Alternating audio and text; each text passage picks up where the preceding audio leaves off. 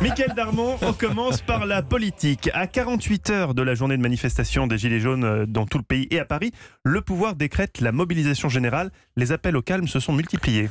Oui, et ça, en général, c'est pas un bon signe. Donc ça commence par le président de la République, fin du Conseil des ministres.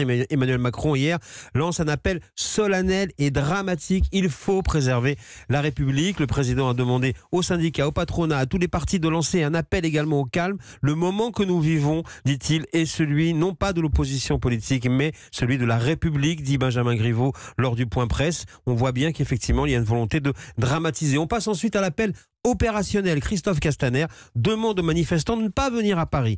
Pour l'exécutif, effectivement, des événements graves se préparent et le risque est effectivement, selon l'exécutif, une tentative de déstabilisation. La colère ne faiblit pas, il est vrai, le mouvement se radicalise de plus en plus, mais c'est un fait. L'opinion soutient également cette forme d'avant-garde protestataire. C'est dire si les appels au calme deviennent urgents. Depuis 1968, le pouvoir n'avait pas été secoué de cette manière-là, c'était il y a 50 ans. Alors on pourrait croire que les mesures annoncées hier par le Premier ministre pourraient calmer les esprits.